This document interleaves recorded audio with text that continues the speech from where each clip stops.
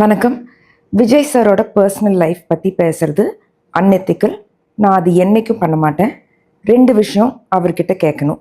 ஒன்று, நீங்கள் அரசியலுக்கு வர்றதுக்கு முன்னாடி மக்களுக்கு என்ன பண்ணியிருக்கீங்கன்னு ஒரு லிஸ்ட் பப்ளிக்காக சப்மிட் பண்ணுங்கள்.